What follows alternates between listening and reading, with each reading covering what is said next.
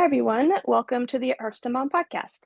I'm Lauren Rose, and today we're talking about mental wellness. Our guest is Erin Vandermoor, licensed clinical mental health counselor. For over 14 years, Erin has been a steadfast guide in the expansive landscape of mental wellness. Having supported and guided thousands of individuals, Erin's journey is marked by a profound commitment to fostering positive change in the lives of those she encounters. Erin's dedication to growth extends beyond her clients. It is a personal ethos. Continuously learning and evolving, she shares the depth of her experiences, ensuring that every suggestion and technique she employs has been personally tested and proven effective. Her approach is deeply rooted in authenticity, offering clients a diverse toolkit of evidence based techniques to navigate through moments of feeling stuck. Erin's professional background encompasses a diverse array of settings, including public school systems, nonprofit organizations, universities, and hospitals. Her journey has taken her from the vibrant cities of Chicago, Illinois, to Washington, D.C., and to the serene mountains of Asheville, North Carolina. One of Erin's most impactful teachers has been her experiences as a mom and a woman. These roles add a unique layer to her coaching and counseling approach, creating a relatable and empathetic space for clients to explore their own paths of self discovery. Through her work in hospitals and outpatient clinics, Erin has honed her ability to connect with individuals in various stages of life, offering support and guidance rooted in her rich professional and personal experiences. Thank you for coming on. Thank you for having me. You make me sound so professional. I know, I'll bet you are too, so we'll find out. So that was a lot about you and kind of your experience, but what got you first interested in the field of mental wellness? I'm really curious about that. Well, so when I was in high school, we didn't really have counselors because I'm older. I'm in my 40s. We had guidance counselors, and all they did was prep us for like college. There wasn't anybody really to talk to if you were having issues at home, if you were Mhm. having fights with friends. There were the teachers, but there wasn't this identity as a counselor as someone that you could go and talk to. The only person who we kind of knew that was in that realm of mental health was either the school psychologist or the school social worker, and you only saw them if they were assigned to you. So it just felt like there was this gap, or people weren't being used the way they should have been, right? And so that got me thinking about the needs and the needs of kiddos my age in high school in the 80s, the 90s. I mean, we went from watching TV black and white to all of a sudden there's this thing called the internet. We went from being able to ride our bikes everywhere to all of a sudden I'm being in high school and there's a shooter drill because of Columbine. Like the extreme changes that I experienced just my generation in high school, it was overwhelming. But there wasn't a person to connect to about this or explore it, or the vocabulary, or even the words to ask the questions to say, I need help kind of putting all these pieces together and processing it. Um, I just saw the need. And so when I went to college, I knew I wanted to work with people. And originally I thought I'd be in human resource because that was the only thing I could kind of think of to help to work with adults. But thank goodness I was in a liberal arts college and I got to take a whole bunch of different classes and discovered counseling and psychology. I wasn't even aware of the field and what it was that I could do within it until I got to college. That's interesting because my daughter is in fifth grade, and I remember guidance counselors. I'm in my 40s also. And you're right, we didn't go talk to them about our problems, but things are so No. different, at least where we are right now, because she does have a counselor, and my daughter has a lot of emotional issues, probably genetic from me. And and she meets with her counselor frequently. If there's a problem, if she's fighting with the girls at school, she'll go talk to the counselor. She meets Isn't with some that other girls. wonderful that they They have ha- that option? I This know. American School Counseling Association, ASCA, has done so much in the past 10 to 15 years to really make school counselors available to kiddos. And I got to be a part of that in the very beginning with ASCA. They have this whole program called RAMP, Recognized ASCA Model Program, where you can collect data and show why a school counselor is so valuable to Mm. students and shouldn't be used to just apply for college, shouldn't just be used for, computer entry and all this other stuff. They should actually be used for their clinical skills. So the we've made such progress, absolutely. Um, we still have more to go, but it's cool just the differences that you can see from our experience growing up versus theirs. I can, and I'd never really thought about it until you mentioned the phrase guidance counselor, but Yeah, that was that's a very really taboo thing when I was going to school to be a counselor. It was the old term, and nobody wanted to be called a guidance counselor. Yeah, what's funny is, I mean, my daughter's 11 and she's actually thinking about being a school counselor Oh, that's lovely. as an adult because she loves her counselor so much. She has literally cried because she's going to middle school next year and she's not going to have her school counselor because she loves her so much. So that's amazing. Oh, that's wonderful. I'm so happy to hear she has such a good experience. Oh yeah, she's absolutely wonderful. She does so much. So tell us about your approach to mental wellness and kind of the holistic side that you bring. Well, so I think it's very important to take this whole idea of self help, mental health, science, holistic, like these ideas shouldn't be against each other. There's no reason why we can't all get along. There's no reason why we can't acknowledge that, you know, our brain and thinking positive has an impact positively on the body. And science can back these things up. So I'm very much into this works and it's healthy for your body and you can do this yourself and you don't have to do medication. But if you need medication, there's medication. And isn't that awesome that science gives us medication? Like whatever pieces of the puzzle you need to feel better, you go find those pieces. And I'm very much about having the conversation around what fits the person, what's good for them, no judgment. We have so many options these days. What works for you? And when we talk about mental health, I always want to make sure it's not just the thoughts and the feelings. How's this impacting your relationships? How's this impacting your sleep? How's this impacting your energy level and your diet? Because you can't get an infection in your hand and just say it's your hand only and it doesn't impact the rest of your body. Of course it does. And mental health's no different. My mental health impacts the rest of my body. And so I don't want to separate the two. Whenever you try and do that, you don't get the best results I've noticed throughout the years. And that's one thing that I like about holistic approaches is because it does take everything into account. It doesn't necessarily take, relationally into account things like that, but I think it's really important. One thing that I often ask people who come on my show to talk about chronic pain is how does Mm-hmm. chronic pain affect you personally and how does it affect your relationships or how did it if you used to have chronic pain you don't anymore because I think Mm-hmm. relationally is very important. We live in Absolutely. a state of relationship with people and a relationship with ourselves. So I think that's a great approach. I think it's important we stop acting like we're walking around only head up and ignoring the rest of the body, right? And I don't think it's a big shock that our depression and our anxiety rates go sky high when kiddos go from elementary to middle school, junior high, high school. We go from an environment where we're getting recess, we're getting breaks, we're playing with Play Doh, we're doing art, we're in gym, we're in music, we're doing all these tactile things. We're getting sunlight, we're getting nature, we're getting to communicate with each other and interact.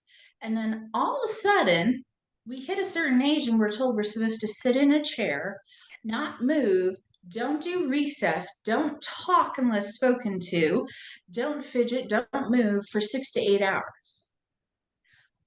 How is that healthy? How is that incorporating your body and everything that you need to be an individual and be healthy and happy?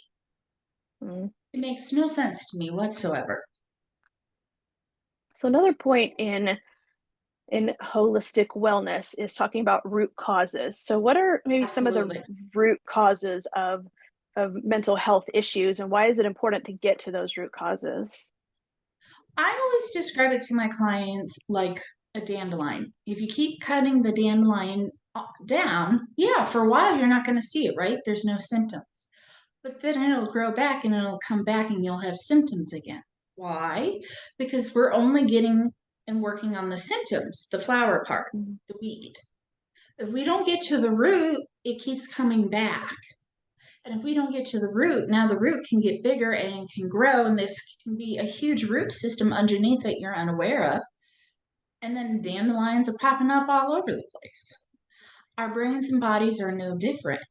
If we don't get to the root of what's causing, say, for example, the infection keeps coming back, right? So mental health is no different. We need to understand the root. And sometimes the root can be complex in many different things, but that's okay. Then we go at them all, right? So, say we're dealing with some type of trauma Mhm. and you've been in a car accident. And so your body reacts fight, flight, freeze anytime it hears a loud noise or an ambulance, right? The root is the traumatic event. The symptoms are the way that you're reacting. The weeds are the ways your body's reacting. So, we as mental health individuals need to be aware of all the ways that it's showing up.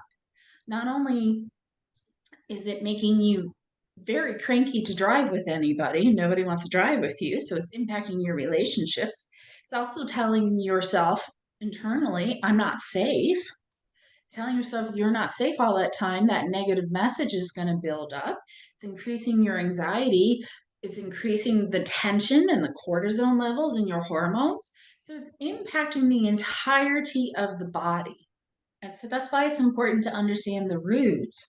Because if I just go at the anxiety or just at the negative thought, I'm ignoring the rest of the pieces of the puzzle, and the person isn't going to feel better. They'll be at a level more manageable, but I haven't gotten to the root. So the symptoms will come back.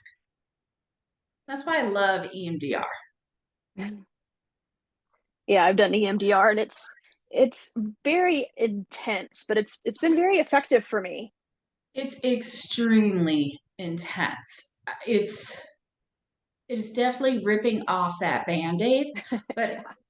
I always describe it like coffee. Once it gets processed and the water becomes coffee, you can't go backwards, right? Because you get the root. And once the root's gone, the root is gone.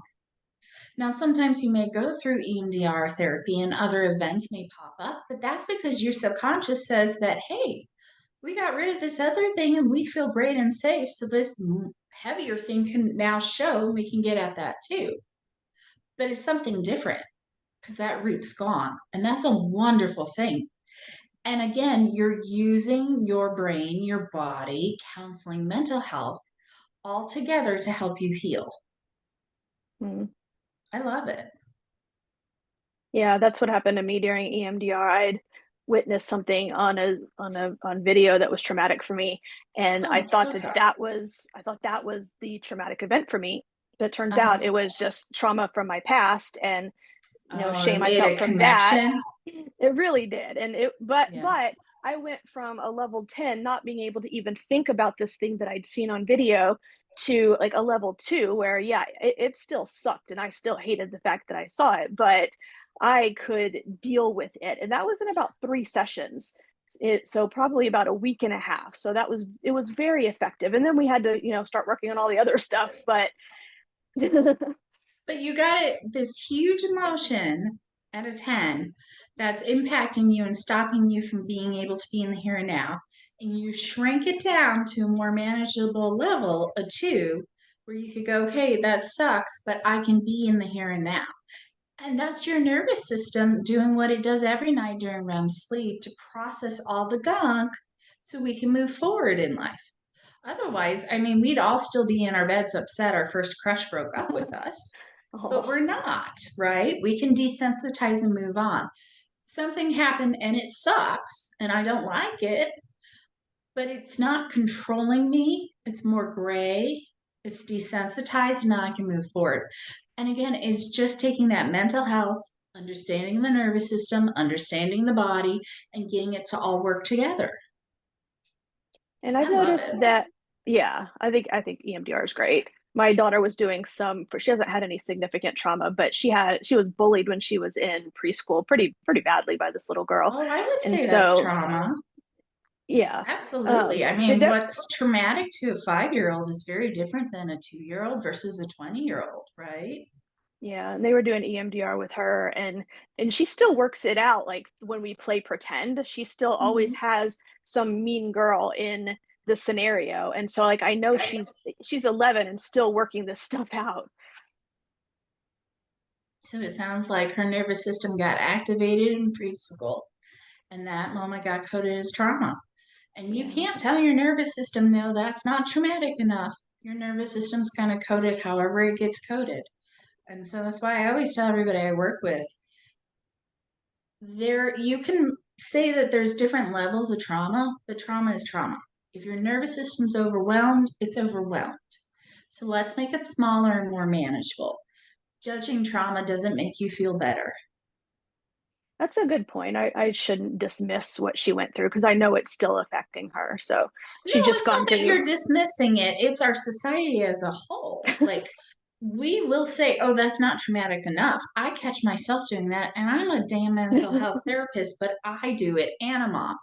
And I have to remind myself, no, a 2-year-old, that would be traumatic. A 5-year-old, that would be traumatic, right? Me judging it from my 40-year-old brain, well, of course, I'm going to say it's not traumatic enough. But that's not where I judge it from. I need to look at it through the eyes of whatever age it was. And through that age, that was traumatic. Like COVID, I honestly feel we have all been traumatized. I don't know how someone has not experienced some level of trauma through everything we've experienced with COVID. Doesn't matter what aisle you're on, what you believe, what you thought your norm was, all of a sudden wasn't your norm anymore. That's trauma. Yeah, I completely agree with COVID. We all had this collective trauma, I think, and individual I trauma. agree. Absolutely. That's why I think it's so important for us to start talking more about mental health because we're all traumatized. And so that's why you're seeing some people be very reactive or some people very much acting like they're in denial. It's all a trauma response. We're not healing. And so we're repeating all these old patterns and behaviors and coming up with all these unhealthy maladaptive coping mechanisms because we haven't dealt with the trauma and we haven't healed from everything that occurred during COVID. Do you think that since COVID hit, we've gotten better about talking about mental health? Because I feel like maybe we have. I feel like I see more commercials about it Mhm. and things like that. I think we've gotten better about saying the words. I don't think we've gotten better about educating what it means and what it doesn't mean. And I don't think we've gotten better about actually providing the services. So Okay. we talk about mental health all the time, but the range drives me batty. I mean, anytime there is some horrific shooting event, well, it must be their mental health. No, no, that's not fair. Lots of people have mental health and they're not doing anything violent. Those are different things. And then anytime something occurs, um, some awful situation like with COVID or anything like that, and they're like, oh, we need to get mental health into the schools and we need to do this and mental health that. But nobody ever says what it looks like, what it takes. Nobody's talking about the examples of how mental health can impact your day to day. We haven't really defined it and we haven't given people a way to talk about it or to ask questions or to verbalize what they need. So we're getting there, absolutely. I mean, absolutely. I remember when people didn't want to say I was in mental health because that was a big hush hush. So, I mean, that's huge, but we still have a lot of work to do. And I don't want us to like stop as a society. I'm Yeah, worried we're going to be like, oh, we're talking about it. It's fine. It's like, no, we started talking about it, but now we actually have to take some action steps.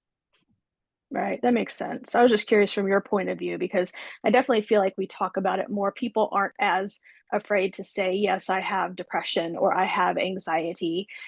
But I was just kind of curious from what you've seen and what you've noticed being a And professional. it's wonderful that more people are saying that. It's the, well, now what? Or what is it Mm, that you want someone to say back? You what are those next pieces and steps? And we need to educate people about it. okay, that makes sense. So let's talk about self-discovery. What role does self-discovery play in the whole mental wellness realm? Well, I mean, you're not going to recognize that you need support or help if you're not aware of who you are and what's working and what's not working. I mean, if you go through life and you're just like, oh, everything's great, everything's wonderful, and you never ask yourself any deeper questions about, am I happy? Do I like what I do? If I don't, what do I want to do about it? Like just some simple why questions about yourself can get you on the path. Um, and it does surprise me how many people go through life not really examining why they're happy or why they're not happy. Or how many people will go through life and they'll say, well, I'm not happy because I don't get paid enough, or I'm not happy because, um, you know, I got divorced, or I'm arguing with my boss, or I don't like my career choices. And then they stop the conversation. And that's just the answer, and they move forward, still being miserable. Well, that's where that self discovery piece needs to come in. Okay, if you're not making enough money, well, why? What is it that you want the money for? What is it that you want to do? What does the money mean to you? What does that Mhm. really mean, right? How would that impact you? How would your day to day look different? How would you feel different? These are some of those questions we need to start asking ourselves because if you want to be happier and healthier in life, nobody's going to do it for you. You have to ask yourself those questions.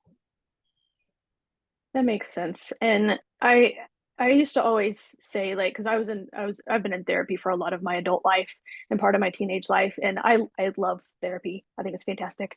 But I used to always say to myself like I know kind of what's wrong with me. I kind of know why it's wrong with me. I just don't know what to do Mm-hmm. about it. Mm. And so that action piece is what I think is a really important part that most of us just don't know what to do with it. So I'm glad that we have professionals Oh. like you. Oh, thank you. I love what I do. I wish there was more of us. Um, but also, it's kind of hard for me to tell other people to go be a therapist when it's so very difficult. Um, there's a lot of hoops to jump through. There's a lot of schooling. There's a lot of hoops with insurance. Mm. It's kind of like being a teacher where it's like a passion and you're supposed to expect it to be okay with not always financially being the most secure. And I think we as society need to start asking ourselves some questions about why some of these most important professions we're treating the way we treat. But therapy is so beneficial. Coaching, mental health, self help, whatever it is, whatever a person's ready to explore, go for it. If you don't feel like medically you need that level of therapy, cool. But don't stop. Journal, write, get a coach, watch a podcast, do something. Just like you exercise to keep your lungs healthy, your mental health should be no different. You should be asking yourself questions, checking in with yourself, journaling, learning more. I think those are all really important. I love to journal because I'm one of those people I can't really process my feelings and my thoughts and how I feel about things and what I think about things unless I've kind of written them down first so I can kind of get it all out. Like I can't have a good argument with quote unquote with my husband without processing it on my own first. Like I'll have to go into my room and and journal or think for a while, and then I can come out and have a good conversation because I have to process it all internally first. I'm an introvert. That's just how my Absolutely. brain works. But that's how a lot of our brains work. That's how they work at their best. If you're just reacting and you're just fighting and reacting and you're not even taking a moment to kind of pause and think, you're not going to get across what it is you really want. And that's what happens with most arguments is that the person's upset or they know a boundary's been crossed, but they don't know what boundary it is. They don't know how to articulate it. They know they're angry, but they don't know the other feelings underneath anger. And we're not taking a moment for ourselves to kind of process, think, and pause and feel and ask ourselves, well, what is it that I want from this argument? Right? And I can't tell you how many times I have talked to clients throughout the years. And it's like, well, what did you want the other person to do? And they never even thought about that. So Wow. they can't even tell the person in the argument what they want different or need different because they haven't asked themselves that question. So it's awesome that you do that. Your husband's very lucky. Thank you. I don't know if he thinks that because he frequently wants to have the conversation right then, but I just can't do it. But that's okay. That's a healthy boundary to say, we could have the conversation, but it's not going to go anywhere. It's not going to be productive. And then I'm going to have to come back to you and we're going to have a second conversation once I have time to figure it out. That's a good point. Yeah, I think next time he kind of rolls his eyes at me not being able to talk, I'll remind him of that. Do you really want to have this conversation multiple times?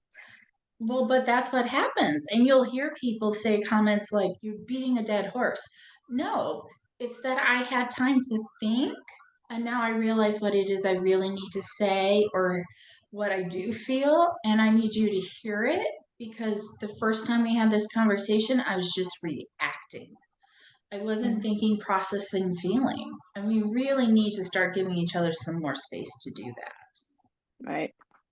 So I think this has been really interesting. I love talking about mental health. I mean, I've got my Oh, own I do mental too. health struggles, so I'm sure you do. So, like, what's maybe one big piece of advice you'd have for people regarding their mental wellness? I would say you really need to, if we could just be kinder to ourselves. Mm, We can't be kind to each other if we're beating our own selves up. It's just not going to work. I would like people to be healthy and happy and heal. And you can't do that if you're walking around with this negative thought in your head telling yourself you're not enough, or you mess up all the time, or you're too much of this, or too much of that, or you should do that. That's no good. A good rule of thumb, if you won't say it out loud to your daughter, to your spouse, to your friend, then don't say it to yourself in your head. mm. That is a good rule. And one of my therapists used to always talk about the word should. She's like, should is a Oh, I terrible hate word. that word. Like, yeah, I think it's a therapist thing. Like, I should be doing this instead of that. I should have done this. Don't do that to yourself. No, I hate shoulds. And I should myself all the time. And then I get Yeah. upset with myself because it's like, should is an awful word. Yeah, it makes it so hard. Having chronic pain and depression, anxiety, there are a lot of times that I should myself. Like this morning, like my sister-in-law asked how I was doing. I'm like, well, I'm kind of useless and lazy right now because I'm depressed and I'm anxious and I've got these things going on. I should be, cleaning the kitchen. I should be doing laundry, but it doesn't go anywhere good. It just No, spirals. it doesn't. And all you're doing in that moment in time is putting yourself down. You're not lazy, you're in pain. There's a big difference. And women, we need to support each other in society and call each other out when we do this to each other. The last thing I would ever call a woman is lazy. If you're in pain and your body hurts, then you need to prioritize yourself in that moment.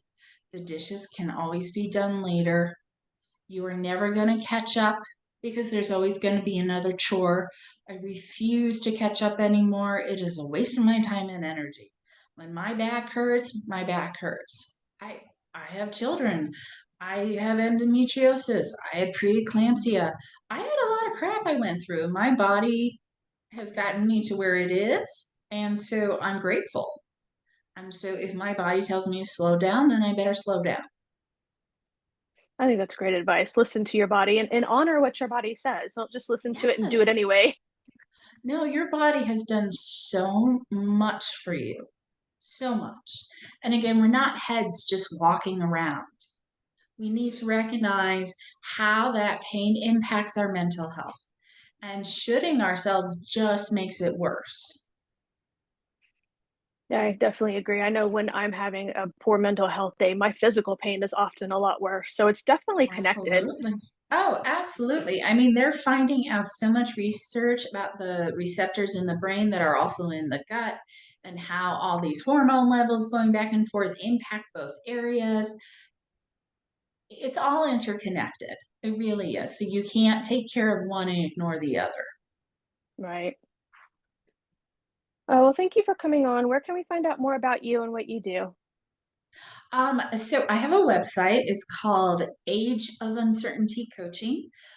Because we are living in an age of uncertainty. It is the weirdest time. Every time I think, oh, it can't get worse, there's a plague or something. So I went with Age of Uncertainty.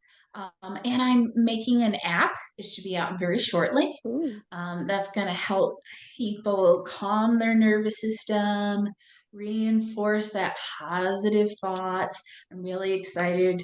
Um, it's I'm just so excited. I'm also nervous about it, but it's going to be AOU, so Age of Uncertainty. When does that come out? Do you know? Hopefully in the next week or two. Okay. So It by the keeps time this getting pushed airs, back, so oh, fingers crossed. okay. It might be out by the time this comes out. Okay, well, It thank you. could be. Who knows? Yeah. Who knows with IT stuff? Oh, I'm learning so much. And I'm very happy I'm a therapist, not in IT, because it just hurts my brain. I agree. Well, thank you for coming on. Thank you for having me. I love having these conversations. Yeah, me too. I think it's really important, like you said, like we talked about. It is. It is so important, especially as mom and especially as women, for us to start having these conversations of mental health and telling each other it's okay when you're not okay. Absolutely. Well, make sure to subscribe to this podcast so you don't miss any health, parenting, or life advice. For my freebie 30 ways to relieve pain without taking a pill, go to ithurtstomom.com/tips. If you have comments, suggestions, or want to be on this podcast, email me at ithurtstomom@gmail.com. I wish everybody a blessed and pain-free day.